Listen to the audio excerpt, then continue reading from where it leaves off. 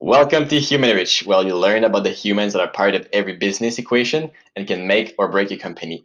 As we often forget, people don't go and forget what they do as human. They expect the same personalized experience as when they go shopping on Amazon.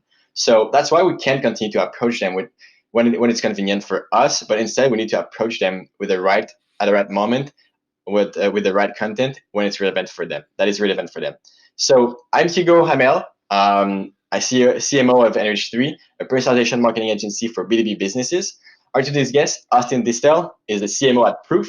Like us, he's taking the time to walk us through personalization and more precisely about experiments that are working. So we can learn how to humanize our marketing and grow our online sales. So before we start, I wanted to thank you, Austin, to take the time to be part of Humanrich. Yeah, absolutely. I'm glad to be here. Anything that we can do about personalization, I love the conversation. So, yeah, let's educate the listeners today, and we're gonna actually dive into some cool case studies. So I'm excited about that. Awesome. So I always ask, like, as we were human centers, I always ask, like, one first question, like, what is the one thing that most people don't know about you? Maybe something that is not even mentioned online. About me or about the industry? Let's do both then. Usually it's about you, but let's do both. Um, a funny thing, I'm an experimenter. I love marketing experiments, but I also love just like human experiments. And I started a couple of years ago. I was doing this ad campaign, and I was trying to find a good stock photo for some of the shoots, and I just couldn't find any. This is 2018 or something like that, and I was really frustrated by that. It's like having to hire a photographer and think about all of the different aspects to that. I would rather just have a stock photo. So when we couldn't find a good one, I was like, well, I know exactly what I want out of this campaign. So I decided to like hire a photographer and be the model for the shoot and do all this. And the campaign went pretty well, actually. And funny enough, I decided like, you know what? If I'm not probably the only one having problems finding good stock photography. I'm gonna go and find a site and just upload these photos for anybody to use, royalty free. Well, now we're here 2 years later, and I would never have expected this because it was just a funny experiment I threw online. Uh, I'm now one of the top stock photography uh, contributors in the world, and have like 250 million impressions just on my profile, and like 1.5 million downloads of my stock photos, mostly focused around like the marketing advertising world. A lot for at this point now we're doing. uh, And all of this is fun. I don't make any money off of this. It's purely like a hilarious experiment to me. But yeah, it's funny to see, being on Forbes site and Fast Company and Inc. And then like some of my favorite mentors like Tony Robbins and, you know, uh, the founder of LinkedIn, like they're all like posting photos of me. And I'm like, this is wild. Now nobody knows who I am. This isn't like Austin Distel. You can see him here, but, uh, it is funny getting tagged by my buddies and stuff being like, dude, you're everywhere. This is ridiculous. That was definitely unexpected. That's awesome. Do you know the site Splash? Unsplash, sorry. It's from Montreal. I don't know if you've ever heard of those. Um, Yeah, yeah. Unsplash is actually the account I'm talking about. So I uploaded everything to Unsplash, and now I'm in like one of the top 50 contributors on Unsplash. awesome. So tell us a little bit more about your journey into personalization from the very first beginning. Yeah, so it depends on how far back we want to go. I've been an entrepreneur pretty much my entire life since 12 years old when I was frustrated for asking my parents for money, and I just wanted to be independent and have that freedom to go and buy as many lava lamps as I wanted to. Uh, but I think I really got addicted when I was able to buy my mom actually roses on Valentine's Day at 13 years old with my own money, and I thought that was actually really cool to give back. And so I've found that the pursuit of entrepreneurialism is stems for me personally starting off with independence, but actually follows up with giving and being able to like one day travel with my friends if they can't afford it, like, let's all go anyway. Doesn't matter if you can't afford it, if I can. And so I'm not there yet, but it's the pursuit towards being able to have complete freedom and giving other people that freedom too. So that's kind of like where I got my roots started, where it kind of has evolved, from 12 by 22. I had ended up selling my lawn business and going into starting a digital marketing agency. Um, kind of dove deep into that world for 3 to 5 years, starting off with like agency work, then teaching it, then software, building digital marketing software. And that's kind of where we are with Proof.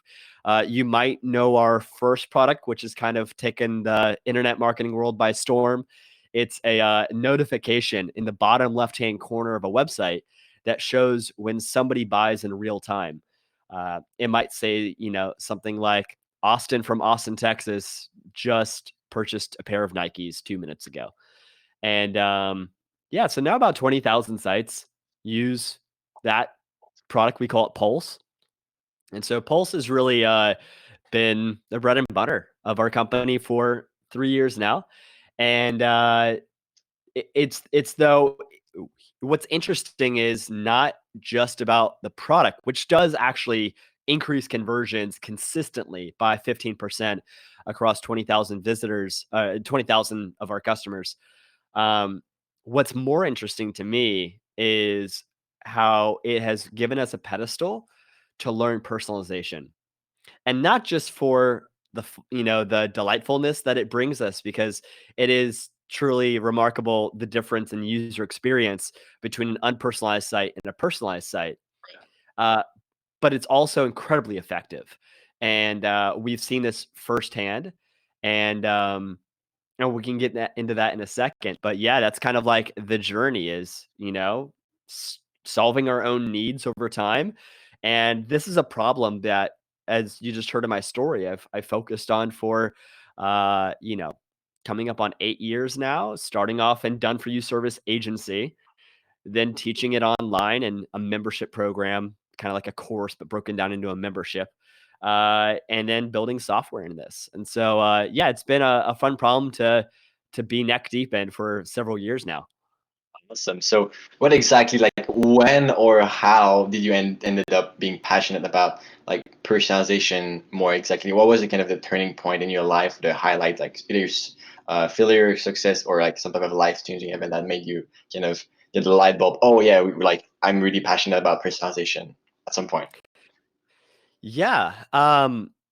So it started off though with a business need and not yet this fascination with personalization. Like I didn't wake up in the morning saying like I'm going to be a personalization wizard. Like there's some people that are like super excited about, the problem they're solving. I got more excited about the impact that we're able to do. And, the old mantra of startups, and it's actually a good mantra for most companies, is niche down. This idea of niching, the riches are the niches and all of this. It's true. You do need that when you start off. Solve, your problems for one ideal customer persona deeply, and then start to expand out to other verticals. It's good advice. Um, what we came to find though is you get not saturation in a market, but there are opportunities to enter a new market. And the problem that happens consistently is when you try to attempt to build a new product, go for a new market, message multiple personas, is that it actually makes your entire message weaker, because if you try to communicate with everybody, you resonate with nobody. Right. And so let's say that, for Pulse, that notification product, here's kind of how it came about for us is uh, we kind of went bazooka all over the internet pretty quickly. Within, 12 months, we had something like 10,000 companies sign up for our product. And you can imagine that they're not all in the same industry, right? Yeah. So for us to try and do some copywriting and imagery and use cases and testimonials that resonate with 5 industries, let's just say, uh, there's no way to do that well on the homepage. You have to like go so many layers deep into our funnel for us to be able to resonate with you. Much less like ad copy and then email follow-ups. Like all of it just really made the message weak. And so we started doing advanced personalization in our ads. Like we, can personalize based on job title. We can personalize based on, company size, and you're doing some cool stuff on LinkedIn and other places. And of course, like for the last, I don't know, maybe 8 years now, email marketing has gotten sophisticated enough to be able to do lists and tags and all of that to be able to create a personalized follow up. We can use merge tags since pretty much day one of email. uh so that's like there's a bit of discrepancy between what's personalization and customization.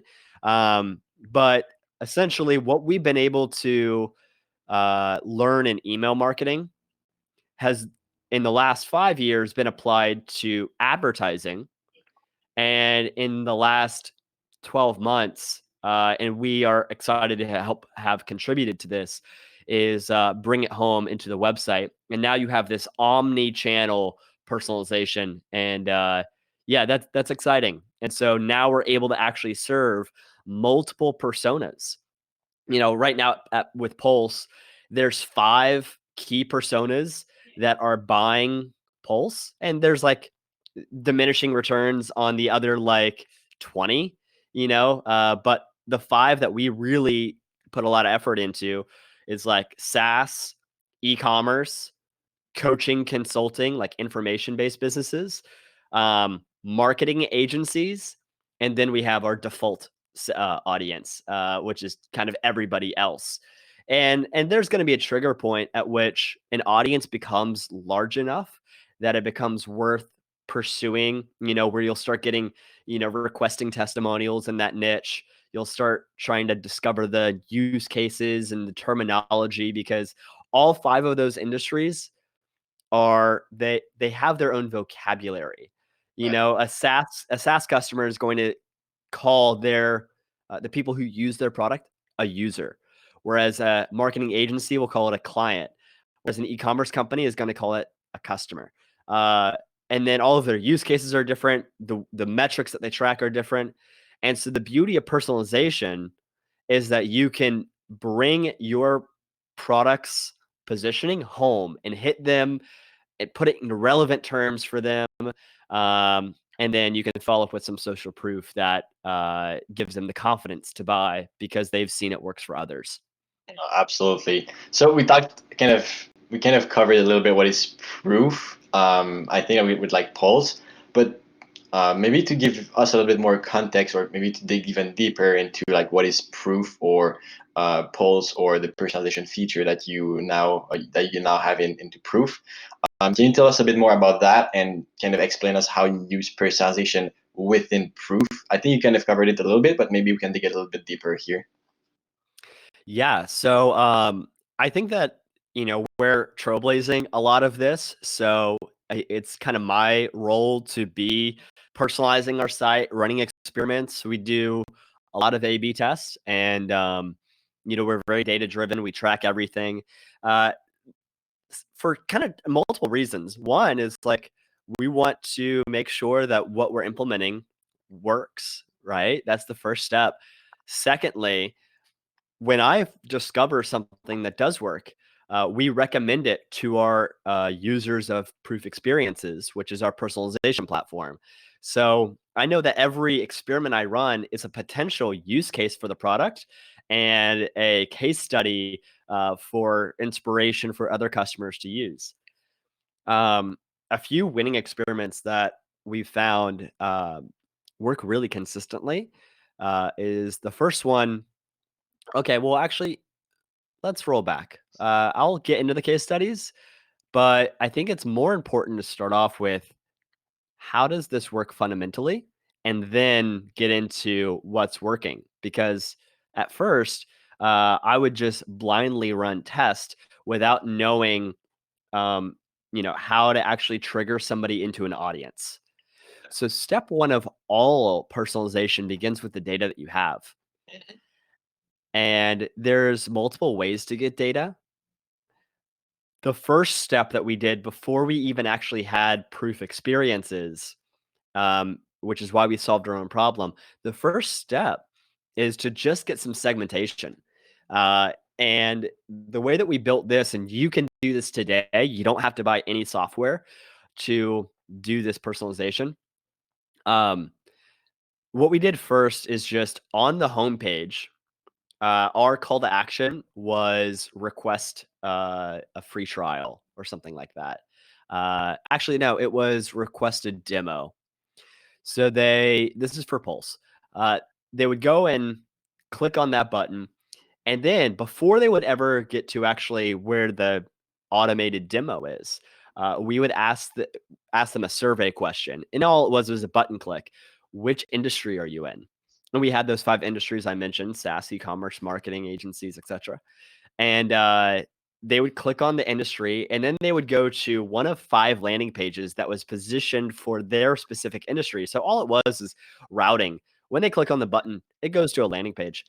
Um, that landing page then has all the unique positioning for them, and then it can go to once they opt in, they'll receive an instant demo.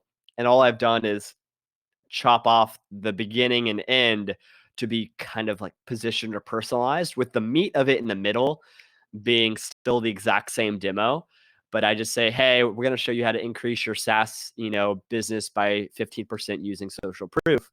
And I just say that same line, but I position it for each industry.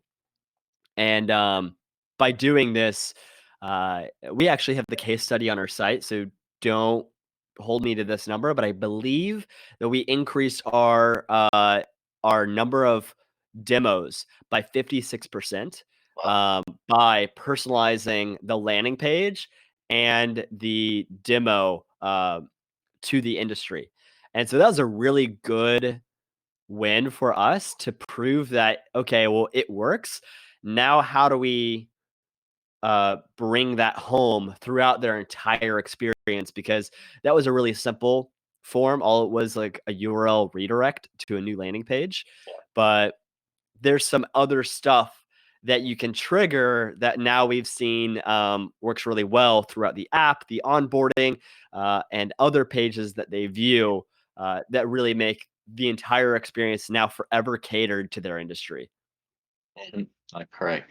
So we talked about like the different type of user, customers, clients. So I want to cover a little bit more about like the prospect, the customer, and the business itself. So let's start with first with the prospect. So how does personalization affect the prospect itself? Yeah. So, uh, kind of as mentioned before, when you try to communicate with everybody, you resonate with no one. And if I were to bring up my Amazon.com, actually, you should try this as a funny experiment at home. Open up incognito mode and go to Amazon.com. It will have you not be logged in, and just kind of look. Do you see anything that resonates with you? Do you like those random shoes? Do you want those random trinkets? Uh, I would highly doubt that you actually want anything on that incognito version of Amazon. But now log into Amazon Prime and see how that looks. And I guarantee that, like, you stared at it for more than 5 minutes, you're probably going to add something to your cart. So if that just shows you anything, is like, we we want a more personalized experience, yet we're conflicted.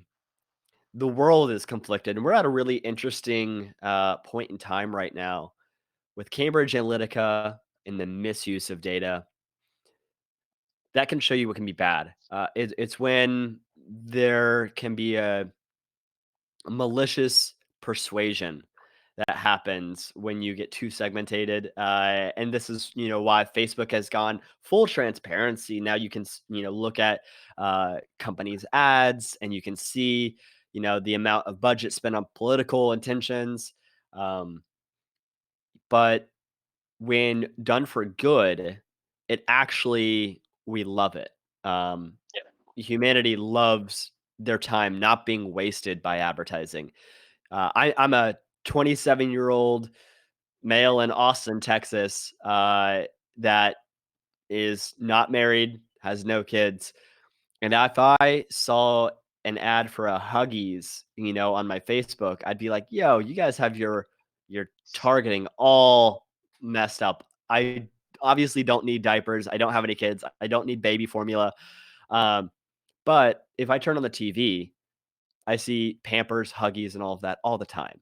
Yeah. They've wasted their advertising dollars on me because television does not have the data to properly segment their audience for targeted users. However, online marketing does. And that's why now more than ever, like, you can see anybody has the ability to enter a market and sell their product. Whereas it used to be only the deep pocket companies were able to do advertising. And that data segmentation is what allows, the startup that has literally $100 of advertising budget a month to actually still make sales. And I think that's pretty incredible because now they don't have to sift through the noise. They don't have to try and like message a million people just to get one sale. They can actually do a really refined customer persona. They know their need. They solve it super well. It's very helpful for them. And because of personalization, powered by data, you're able to give the right person the right message at the right time. And at scale, that makes our experience, humans, consumers' experience, Yeah. so much more delightful, so much more helpful. And as a result, businesses get conversion. So the business case is that you make more money from personalization. Companies make more money from personalization. That's from the company's perspective. But from the consumer's perspective is they aren't wasting their time seeing products they don't get excited about, that aren't helpful for them, and they only get the content, let's say on Hulu, Netflix, Spotify, Pandora, the music and the movies and the TV shows that they actually like. If you looked at my Netflix, you would know that I'm not a big fan of horror films. Like, Netflix is not going to personalize for me. However, if you show me a Will Ferrell movie, I'm gonna watch it, right? Like, I can watch a Mark Wahlberg, film over and over again, and I love that stuff. But this is the funny thing about personalization is if I was not logged into Netflix, it would have just like every category. But now, as soon as I log in, it caters to me. And so now I don't have to waste an hour just scrolling through Netflix trying to find something that's relevant. Um, and we appreciate personalization. Mhm. So we also know it's not easy to do. And this is what has been the uh, the differentiator and the single, I said, technological advancement that separates Netflix from their competitors. It's what separates Spotify actually from Pandora. Our ability to personalize deeply, giving input data, like songs, dislike songs you don't want, s- follow artists. All of this stuff, the more that you can give the algorithm, the better it's going to personalize for you. And so I am all in on creating accounts, giving that information, and trying to build transparency into what I want and don't want. Because ultimately, I want a better experience online, and that happens from data. Absolutely. I think that you kind of nailed the point on it's all like personalization needs to be done for good and needs to be done to help. That I think that's like kind of the let's say the whole message of how personalization should, let's say, behave or be used for.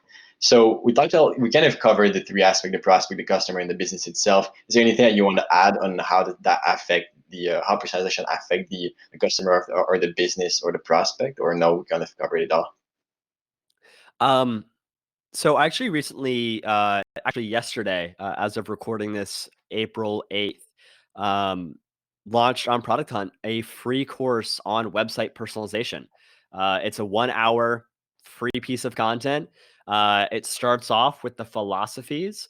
In the middle two lessons are all about strategies and frameworks on more of a structural level. And then the last two lessons are tactical, showing you kind of click by click how to launch campaigns, how to build personalized experiences. And all throughout this 1 hour course, there's these uh, proven A/B tests that I've seen work consistently. And so I would never promote something that I didn't actually believe would consistently work. Um, but these are, case studies. We've proven them out through data all the way up to 95% statistical significance at reasonable volume. Um, and so I want to bring in two. I'll start off here with, in the first two lessons, just a little tidbit is, I think it would be very helpful if you get this wrong. You're going to find a lot of failed experiments. If you get this right, this philosophy will bring you winning experiments over and over again. And that is, your website experience, or really wherever you do personalization, uh, needs to follow two philosophies. Focus on delighting your visitors. And that means delightfulness can kind of come from a few things. It can come from the fact that you recognize they are an individual. They are a human. They're not a number. They're not a click. They're not a visitor. They are a person with a first name and a last name, and they have wants and desires and dreams. And expressing that you recognize their individuality, um, is very effective.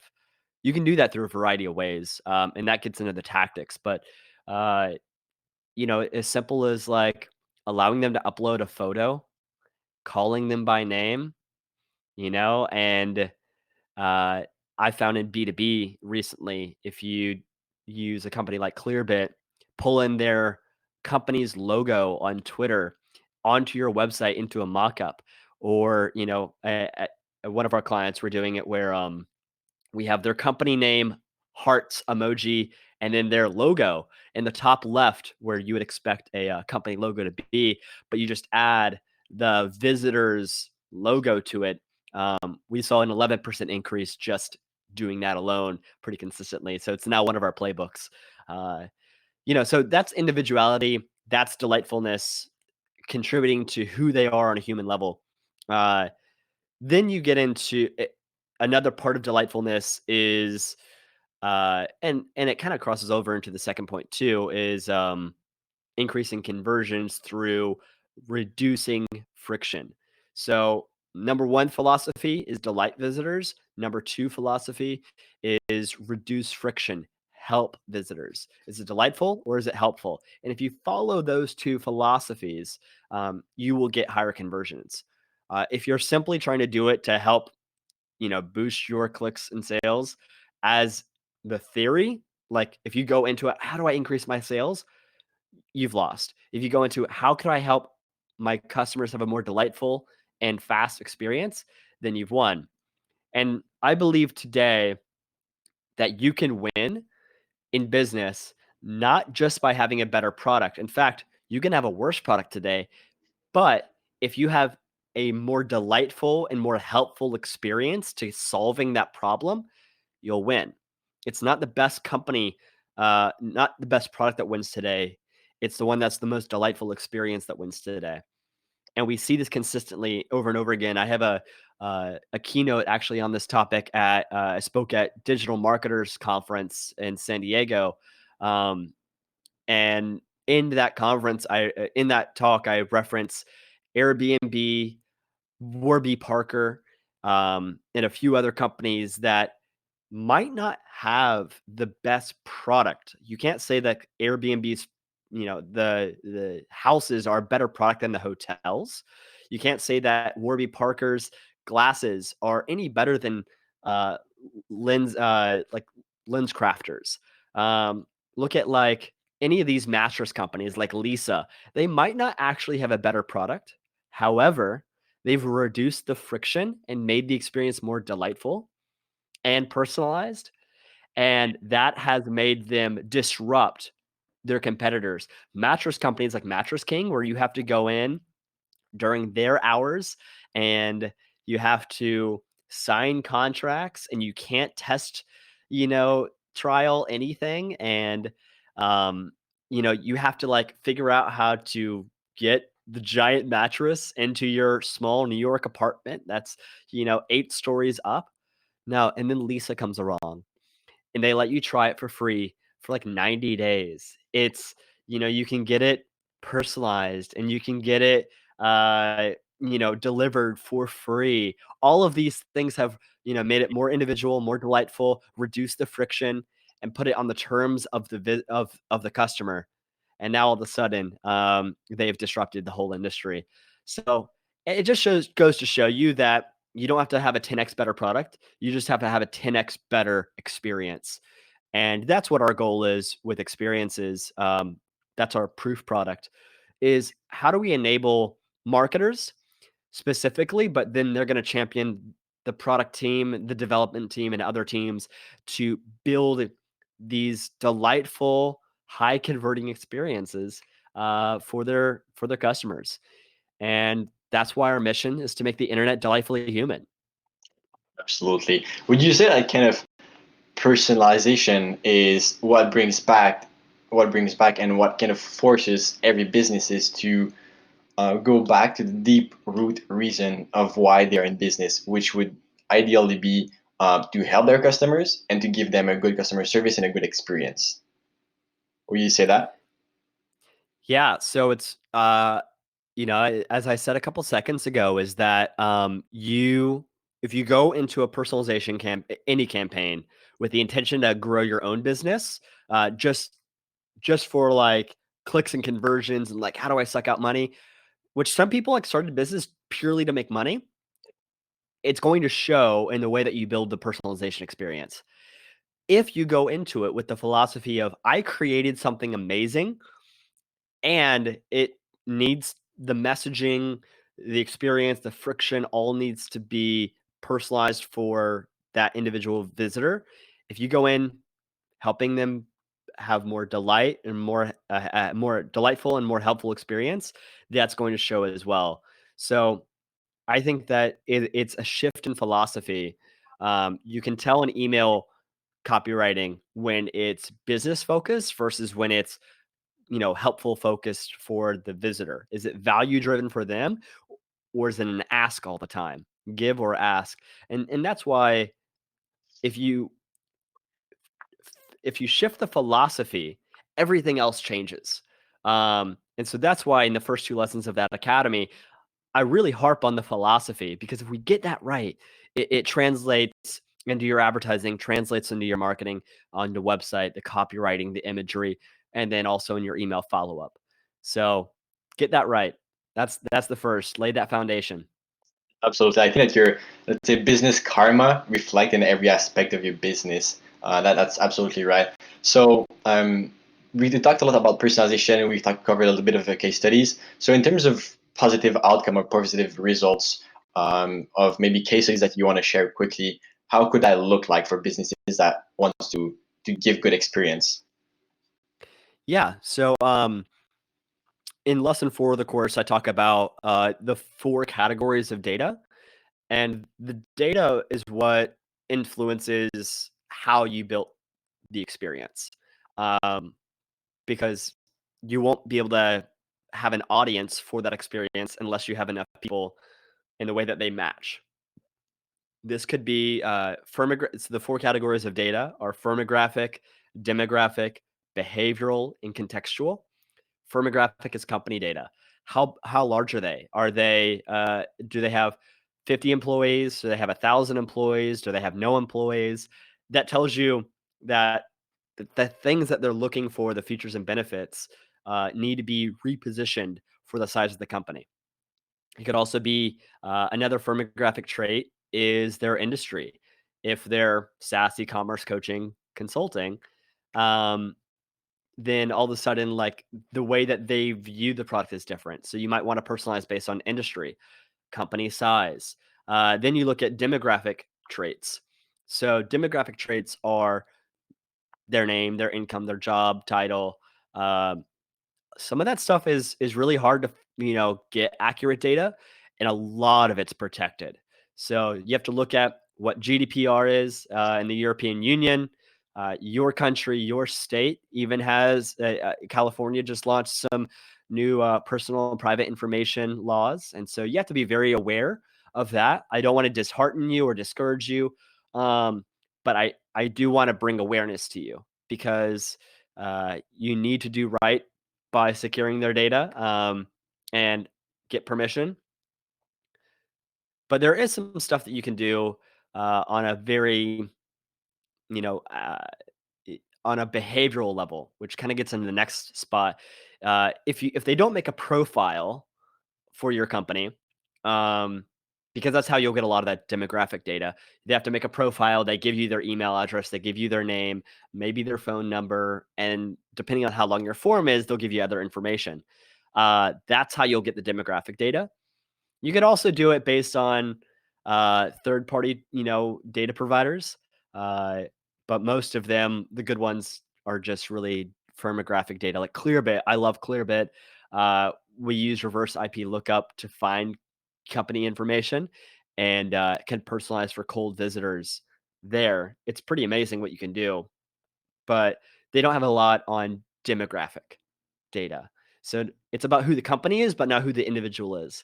Uh, on the one thing that we're finding that works well for behavioral data, and this is what mostly is in e-commerce, and it's how Netflix and Amazon do a lot of their personalization. Behavioral data is if they did something, they behaved in a certain way, then personalize the rest of experience off of that assumption. Um, if you go and view a product, it's a form of intent that you probably want that product. And that's why Facebook ad retargeting works so well, is because you viewed a product and there's likelihood that you'll rebuy if you left that in your cart. So when you look on Amazon, you'll see each block is actually an individual algorithm that has a purpose. It's like, it, you could have recently viewed is one column. You have another one, which is purchase again, which is based off of if you purchased, then show these products again. Um, if you viewed, then show these products again. Uh, if you viewed one product, show similar products like the ones you bought or viewed. Um, and then you could do some locational data, which is contextual. So contextual data is the fourth category of data. And this is, I mean, it's obvious in the title, context to who the visitor is. Uh, this includes device. Are they on desktop or mobile? What browser? Uh, the device could also be like, are they on a Mac or a PC? The browser, is Safari or Google Chrome. I was recently on a flight, uh, and this is before coronavirus and all that happened. Um, but I was on a flight and I was trying to watch The Meg with Jason Statham, and my Google Chrome wouldn't load the plugin or whatever I needed. And so I went to troubleshoot it, and they personalized the help doc based on the contextual data they knew about. I was on Google Chrome on a Mac computer, and they removed all of the other help sections that were maybe for like Safari and Linux and other systems, and they cut through the noise and got me right to what they knew I needed to get to. Within a couple minutes, I had solved the problem because of their personalization, and I was able to get back to watching The Meg with Jason Statham. So, it's like the small things that personalization can really help with, and that contextual data could be based on location. I saw recently on Netflix, not Netflix, it was Amazon. They recognized that I'm from Atlanta, and so they had, "Are you a Braves fan?" And then they had all this Braves baseball merchandise as a section.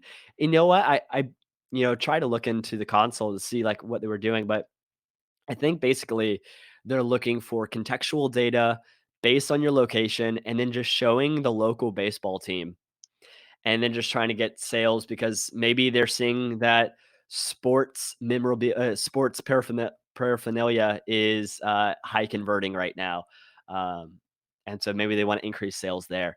But it's just funny, how what you can do in personalization to increase there's all kinds. It might not just be top of funnel personalization. In that situation, it's expansion revenue. Yeah. And another one I was seeing is contextual data uh, based on in my Hilton rewards. Um, so I am a diamond member at Hilton, and they have like all of these sections on your profile that show you your milestone status and how many points you have and how many nights you stayed. And at the bottom, you start getting these personalized call to actions based on if you have not purchased something, then show that call to action. As soon as you purchase it, that one gets removed, and now you have a new one. You also see this if you have like a Chase or a Wells Fargo account, they'll personalize some of those credit cards and other things for you as well based on your credit history, and that's some demographic data that they happen to know about you. Uh, and so this contextual data allows you to create upsell expansion opportunities that are very personalized. And you can, say if you have recently purchased a flight to Cancun, then hey, do you need a car? Once you get there, and now they upsell you into a Hertz car. Uh, and then they're like, "Have you booked your hotel yet?" Because you booked your flight. You see the airlines do this, and they're just gonna get referral expansion revenue. So, yeah, think that like personalization is not just top of funnel. It can be middle of funnel, it can be bottom of funnel, it can be it can be so much. And this is why every team in a company can get benefit from personalization. But very often, the marketer is the champion. Once they get results, he refers his colleague within the company to also try some personalization. And that's where it gets really interesting is when you have all of the company's different teams thinking about personalization. It makes the entire customer journey so personalized, and that's when you get a customer for life, is because they've just like consistently have had an amazing experience from sales to customers, and that's when you get referrals. Absolutely. All right. So to wrap up, is there anything that we haven't talked about or that you'd like to share that we haven't talked about? Man, I wish I could say that, we have expanded on personalization within 40 minutes. But I think honestly, this conversation is just the match that lit the fire, and there's so much more to talk about. But I'm glad that we got deeper than what I might be able to share in a keynote. Um, the next step would probably be to watch that course. From there, I'm sure that you're creating content all the time too, like this. I'm excited to hear from some of your other interviews. It's a pretty deep rabbit hole, as you can see.